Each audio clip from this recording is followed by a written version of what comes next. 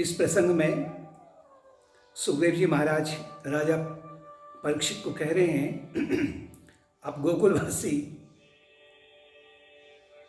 गोकुल से वृंदावन की ओर जा रहे हैं। अगर आपके भीतर या भक्त के भीतर उसके हृदय की गहराई में, कारागार में, जहां अनेक प्रकार के आसुरी गुणों के संस्कार विद्यमान हैं कंस के रूप में, अगर वहां उसने एक बीज बो दिया है आत्मज्ञान का, जिसे हम कृष्ण जन्म कहते हैं, उसके बाद में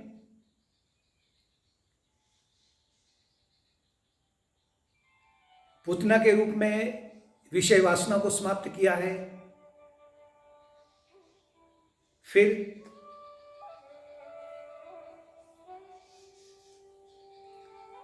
विषय वासना समाप्त होंगी तो क्या होगा?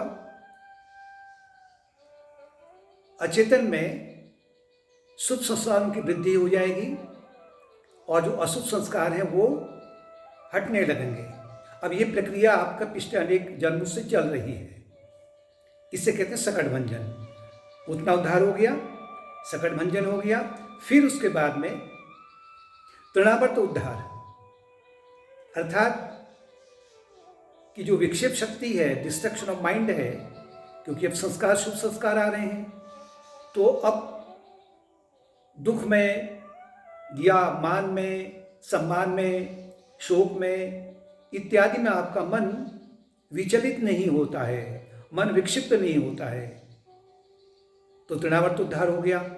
ये तो सामान्य लोगों के लिए, भले वो संसार में आपके पद से महान हो, प्रतिष्ठा से महान हो, धन से महान हो, जाति से महान हो, लेकिन अगर उनके जीवन में अगर थोड़ा सा पैर में कांटा चुभ गया, कहने का मतलब है कि अगर थोड़ी सी कठिनाई आ गई, हल्का किसी ने अपमान कर दिया, कहीं कुछ नुकसान हो गया, या अचानक वैभवता बढ़ गई, धन बढ़ गया, तो उनका वो ऐसे जो व्यक्ति हैं, उनके भीतर का जो विक्षेप शक्ति है उसको वो तृण के समान में उसका जीवन अस्त व्यस्त कर देते हैं, उड़ा देते हैं। लेकिन भक्त के अंदर उस तृणावर्त का भी अब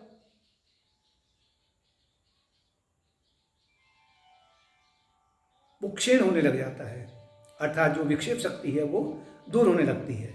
उसके बाद में उखलबंधन होता है। उखलबंधन का तात्पर्य है कि मन के भीतर, आपके भीतर भक्ति प्रगाढ़ होने लग जाती है। भक्ति प्रगाढ़ हो गई तो यमलार्जुन के रूप में रागद्वेष भी उखड़ने लगेगा, स्वाभाविक है। रागद्वेष उखड़ेगा, फिर उसके बाद में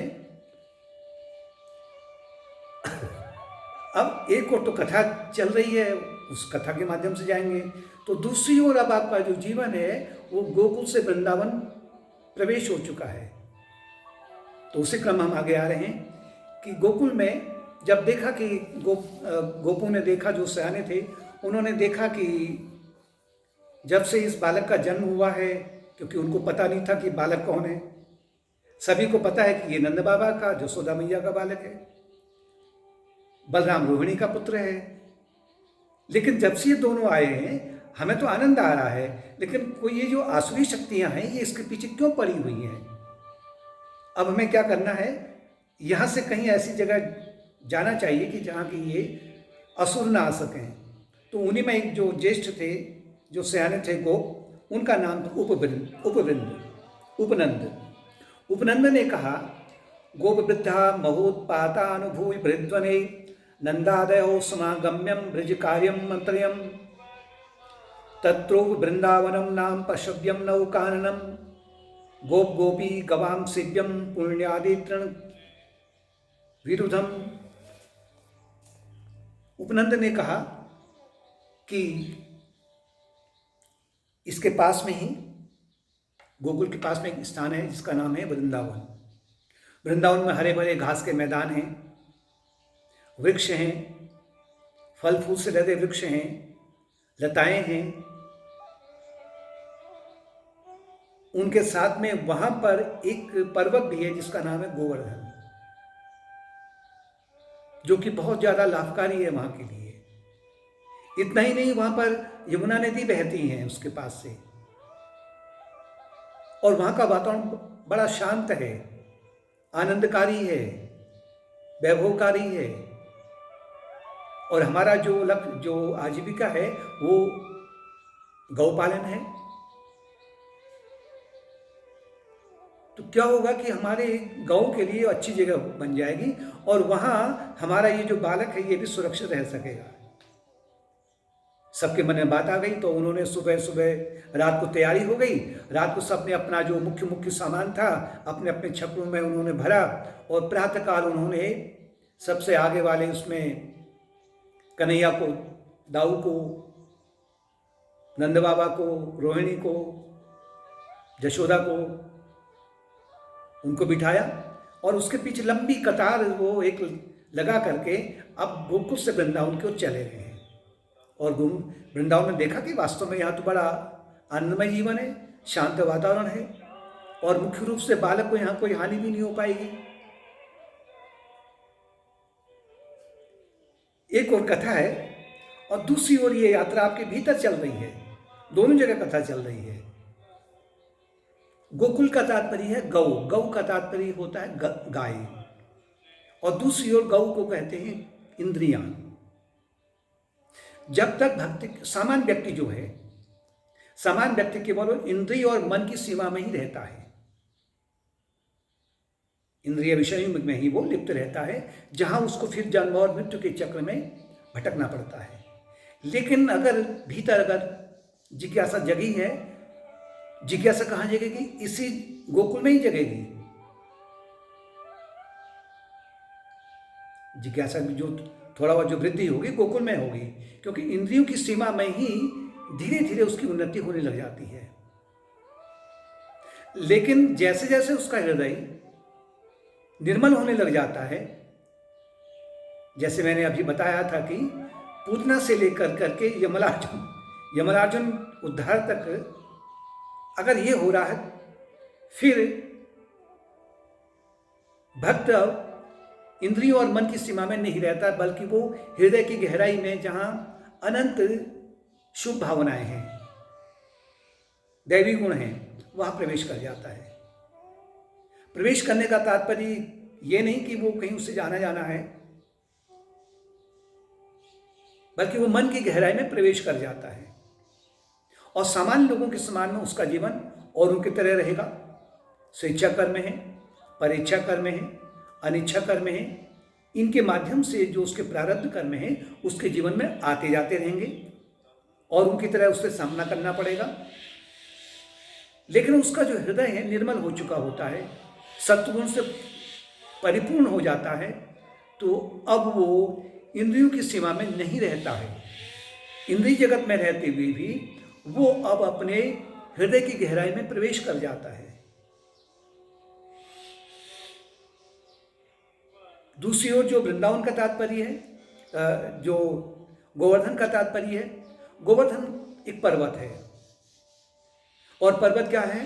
पर्वत क्या होता है? वो आंधी तूफान से अप्रभावित रहता है। खड़ा हिमालय कह रहा है, डरो ना आंधी पानी से। हिमालय जो है वो आंधी पानी से घबराता नहीं है। आंधी तो तूफान आते हैं, बल्कि वो तो उसके लिए और भी पोषणकारी बन जाते हैं। इसी तरीके से एक अचल भक्ति जब अंदर बढ़ जाती है ज्ञान के साथ में, या कहीं की ज्ञान शक्ति है, ज्ञान शक्ति के माध्यम से अब आपका जो हृदय है इस संसार के, क्योंकि इंद्रिय सीमा में रहे नहीं, आप अंदर प्रवेश कर गए इंद्रिय, इसके माध्यम से अब आपका जो ज्ञान है या हृदय है वो राग और द्वेष के झोंकों से प्रभावित नहीं होता है, अपितु वो लाभकारी होता है, जैसे कि उनके लिए लाभकारी था। यानी कि वो उसका हृदय या भक्त का हृदय सत्वगुण से पूर्ण रूप से भर जाता है, और ये प्रक्रिया धीरे धीरे आपके जीवन में आने लगती है। दूसरी ओर गोवर्धन पर्वत की जो कथा है, रामायण काल में जब हनुमान जी ने द्रोण पर्वत को उखाड़ के लाए थे, उन्हें पता नहीं चला कि संजीवनी बूटी कौन है। रावण ने अपना वहाँ भी प्रकोप किया था, तो वो पर्वत को ही उखाड़ के ले आए।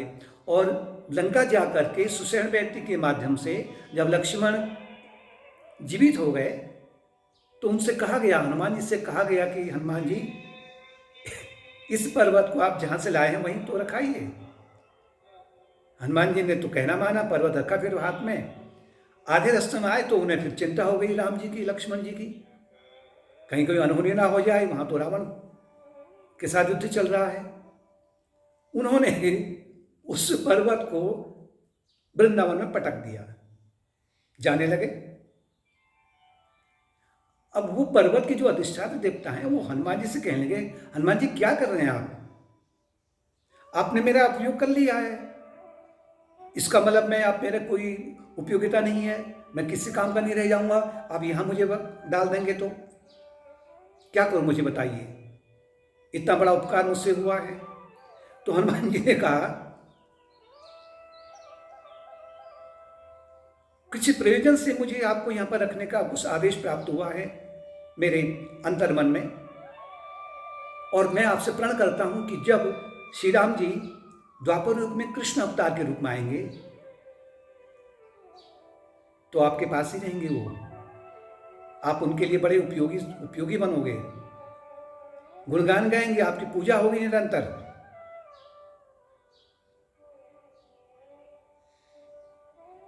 तो तब से गोवर्धन पर्वत वहां पर स्थित है और कृष्ण भगवान के सानिध्य में